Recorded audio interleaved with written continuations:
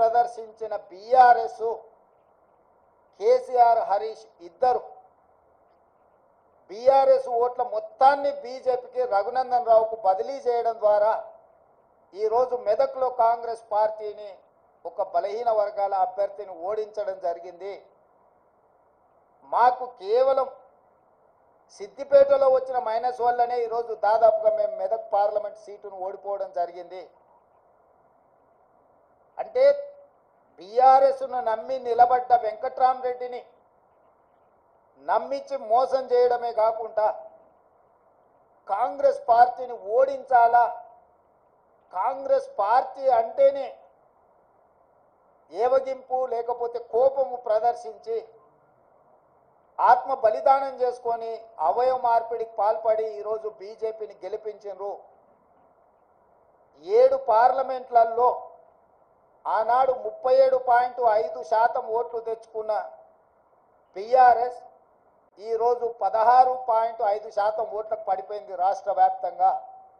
అంటే దాదాపుగా 22% ఓట్లు 37.5% నుంచి 16.5%కి పడిపోయినాయి అని అంటే సరిగ్గా 21% 22% ఓట్లు బీఆర్ఎస్ వాళ్ళు బీజేపీకి బదిలీ చేసిండ్రు. తద్వారా 8 పార్లమెంటులల్లా బీజేపీ గెలిచింది. 8 పార్లమెంట్లల్లా బీఆర్ఎస్ డిపాజిట్లు గల్లంతైనాయి. ఒక్క మెదకులో ఓడిపోయిన దాంట్లో మాత్రమే వాళ్ళకి డిపాజిట్ వచ్చింది. బీజేపీ గెలిచిన 8 సీట్లల్లా 7 సీట్లు బీఆర్ఎస్ తన ఉనికిని తన డిపాజిట్లను కోల్పోవడం ద్వారా బీజేపీని గెలిపించింది.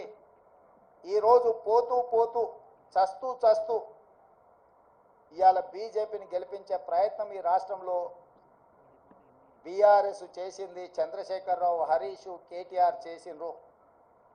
మొన్న జరిగిన శాసనసభ ఎన్నికల్లో 39 ఎమ్మెల్యే స్థానాలలో బీఆర్ఎస్ గెలవడం జరిగింది.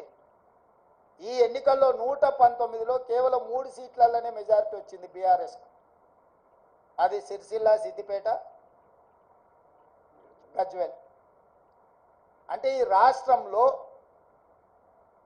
బీఆర్ఎస్ నాయకుల యొక్క ఆత్మగౌరవాన్ని, బీఆర్ఎస్ యొక్క శాసనసభ్యుల ఆత్మగౌరవాన్ని బీజేపీకి కేసీఆర్, కేటీఆర్, హరీష్ రావు తాకట్టు పెట్టిండ్రు.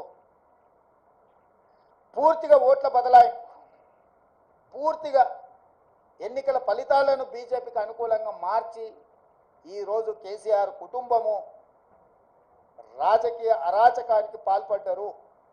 ఇది తెలంగాణ సమాజం అంతా గమనించాలి. ప్రజాస్వామికవాదులు, సెక్యులర్ ఫోర్సెస్ అందరూ కూడా ఈరోజు ఈ అంశాన్ని గమనించాలి అని చెప్పి కాంగ్రెస్ పార్టీ కోరుతున్నది. ఈ రకంగా ఈ తెలంగాణ రాష్ట్రంలో తనంతల తానే అంతర్ధానం అయిపోయి